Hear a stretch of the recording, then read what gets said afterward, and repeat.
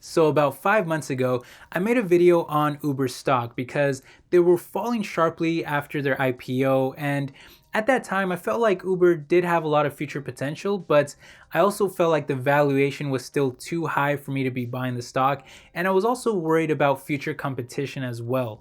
Well, at that time, the stock was trading for around $37 a share. And ever since then, the stock has crashed all the way down to a new record low today of just around $25 a share. Now, much of this was actually due to a drop of about 10% yesterday, which was the day after their Q3 earnings, and then another drop of almost 4% today, which is the day that the IPO lockup period expired. I'm recording this on Wednesday, but it might get posted Thursday morning. I'm not sure yet. But anyway, all of this leaves them down by over 20% in just the past week alone. Needless to say, the stock is much lower today than where it was when I first talked about Uber stock. And as a result, a lot of you have been asking me if my thoughts or my feelings have changed now that the stock price is a lot lower, if I'm actually willing to buy the stock now. So in today's video, we're going to take a quick look at the stock and the valuation. We'll quickly run through their earnings and the IPO expiration, and I'll also give you my updated thoughts on their future potential and whether or not I'm buying into the stock myself. We got a lot to cover today. I hope you guys enjoy this. Let's just jump right into this, and let's start by taking a look at the stock and the valuation.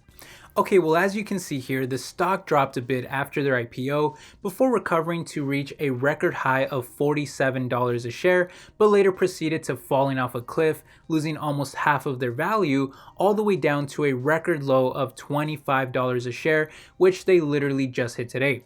I'll be honest with you guys, I actually had an order in to buy a very small amount of shares at anything less than $25, but for better or worse, the stock never actually hit those levels and is now trading for almost $27 a share. So I may have missed the boat there, but we'll talk more about that later in the video.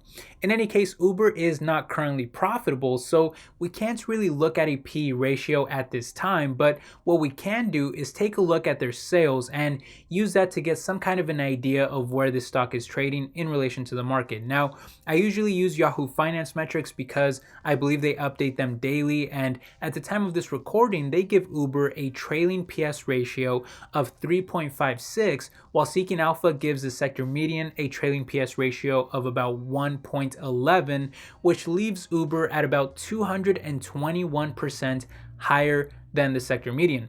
For comparison, Lyft is more expensive at this time despite being much less diversified than Uber, but then again, another unprofitable company that is aiming to compete in the ride-hailing market is Tesla, although they were actually profitable this last quarter. But anyway, I think that they're a much better company with a lot more future potential, and they actually trade significantly cheaper than both Uber and Lyft, and that's even despite the fact that Uber stock has been crashing while Tesla stock has actually soared by almost 40% in just the past 3 months alone.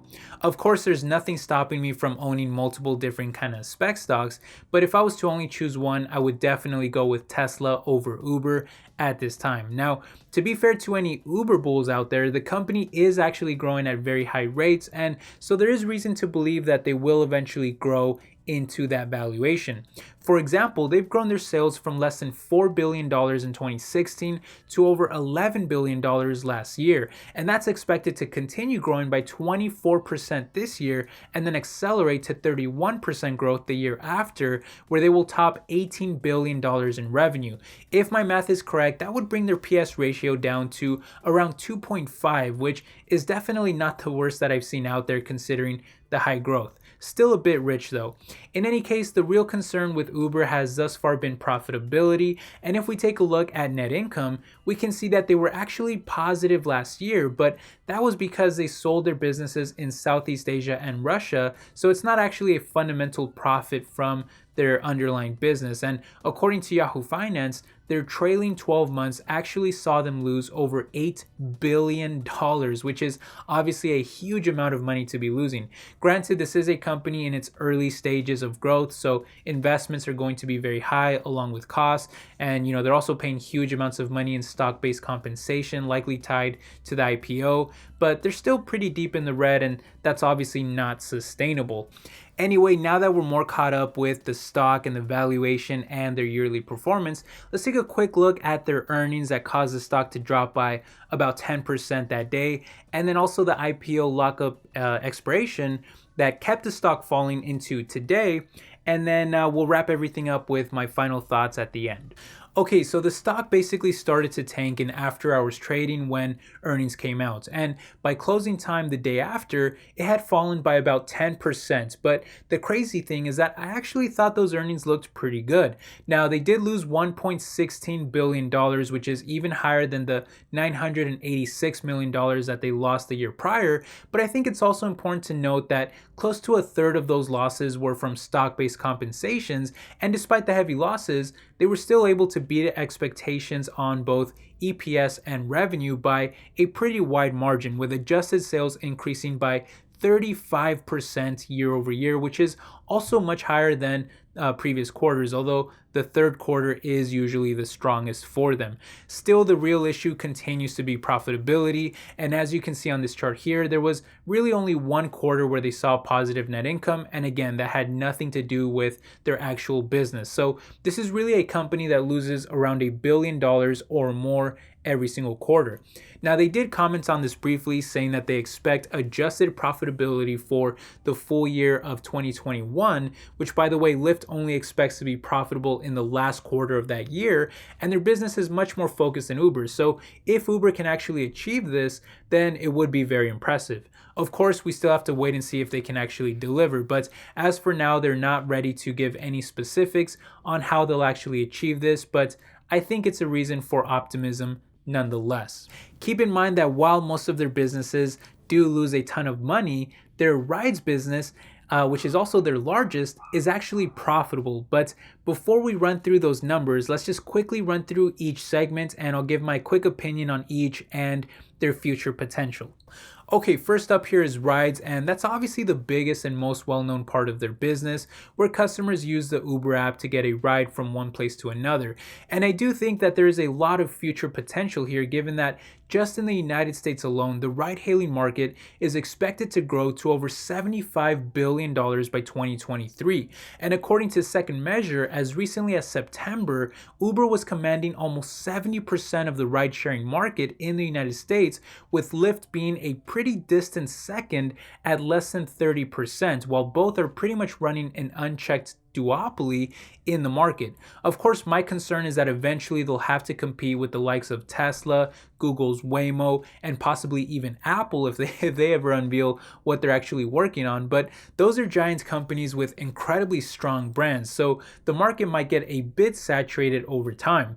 I'm not saying that Uber can't remain the market leader, but I'm just saying that it might not be as easy as everyone is expecting. Fortunately for Uber though, their dominance doesn't just stop in the United States. Back when they IPO'd, they were claiming to have over 65% market share in areas like North America, Latin America, Europe, and Australia, while also controlling over 50% market share in places like India, the Middle East, and North Africa as well. And even in areas where Uber was basically forced to exit out of, they were still able to negotiate minority stakes in rivals that operate in China, Southeast Asia, and even Russia. And then there's Uber Eats, which they launched back in 2015, and that works in a similar way to traditional Uber, except that it's used for ordering food without having to actually drive to the restaurant yourself.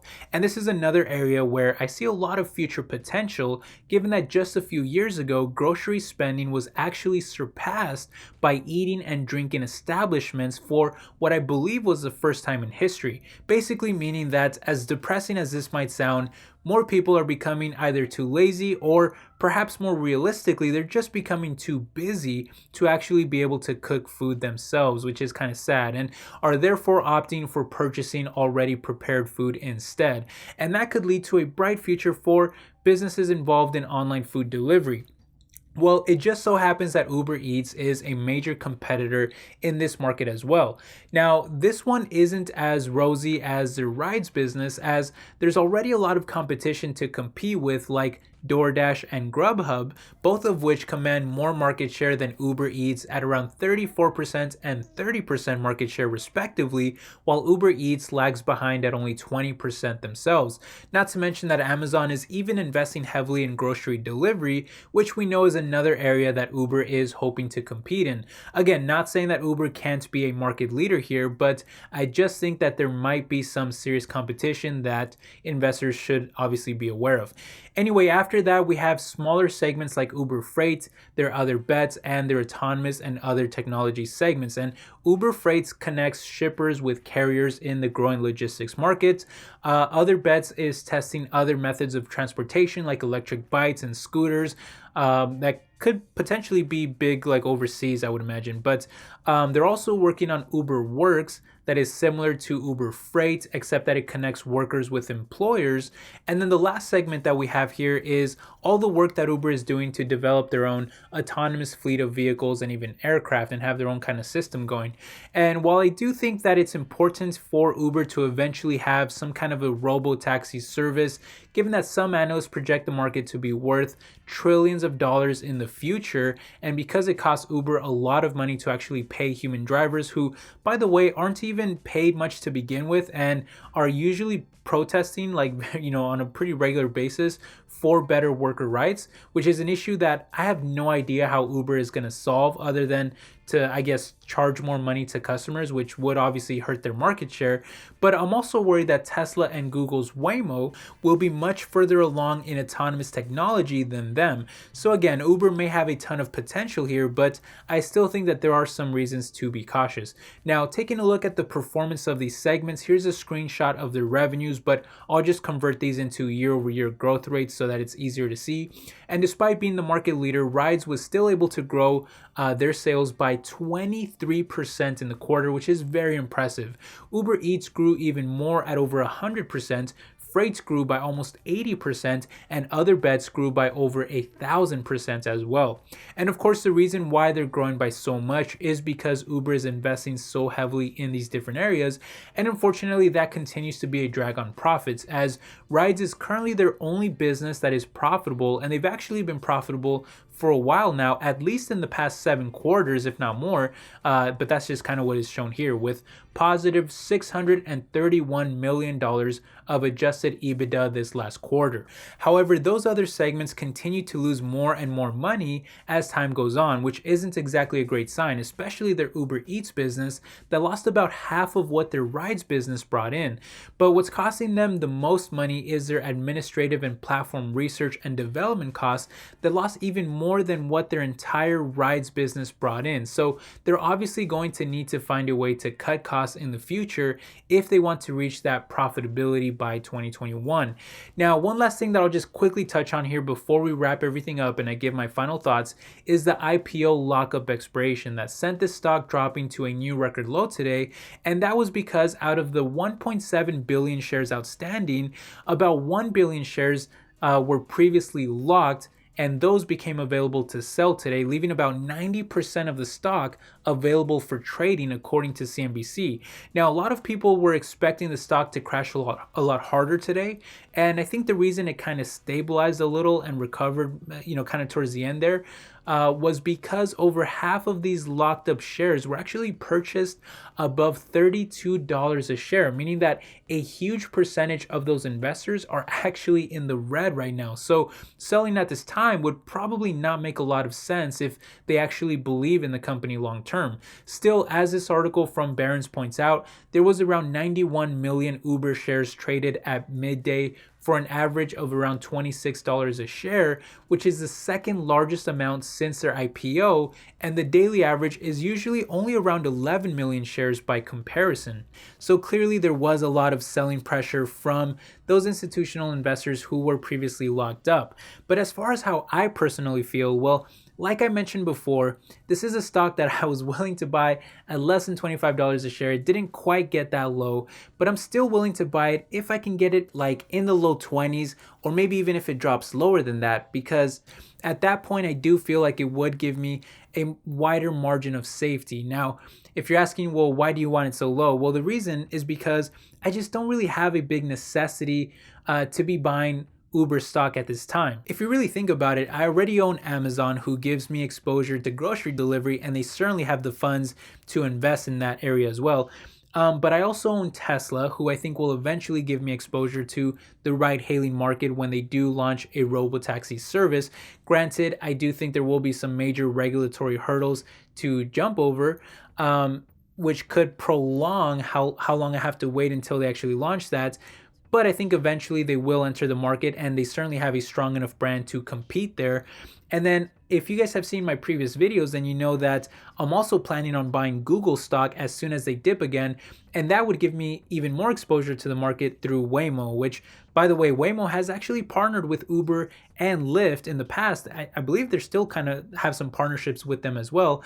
And so kind of worst case scenario, I could probably still have some exposure to the market even through some kind of partnership deals with Waymo and like Uber or Lyft. So just to kind of sum everything up, if I was someone who really believed in Uber as a company over the long term, and I felt like they could remain the market leader in the ride sharing market and possibly become a market leader, or at least a very serious competitor in several other markets that they're also trying to compete in, and especially internationally where there's a lot of growth opportunities, then this absolutely looks like a buying opportunity to me. Because when I look at those quarter earnings, they actually looked pretty good to me. They beat on both EPS and revenue. Yes, they did lose a ton of money, but Uber always loses a lot of money. I don't know who was expecting them to be profitable. It's going to take a lot of time until they're profitable. But in terms of everything else, everything looked pretty good, and their rides business continues to be profitable, which tells me that they can actually make their other businesses profitable too, given enough time. So for me, I see a lot of potential for Uber, and I think they're kind of headed in the right direction, but I'm cautiously optimistic because I think that there are still some risks out there, and I think some of the markets that they compete in will become pretty heavily saturated in the future. So I'm cautiously optimistic on Uber. But for me personally, my portfolio is already very growth oriented, and lately I've been trying to pick up more dividend stocks. It's just kind of a personal thing for me. I've been trying to pick up more dividend growth stocks. I've also been focusing more on really solid companies with really solid balance sheets and that have a lot of profitability, because I do feel like we're pretty deep into this economic expansion, and I think some of those things are going to start to matter the further we go on.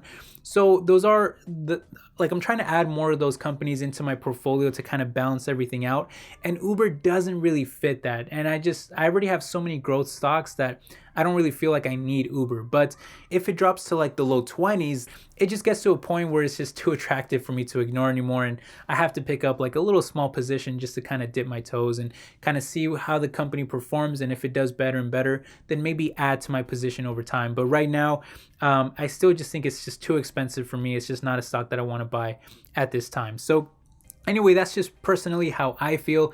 Let me know what you guys think down in the comment section below. Do you own Uber? Or are you thinking about buying Uber now that it's lower? Let me know, and I will try to respond to as many comments as I can. Thanks again for watching. Make sure you hit the like button if you enjoyed the video. I'll catch you guys in the next one. Take care. Bye-bye.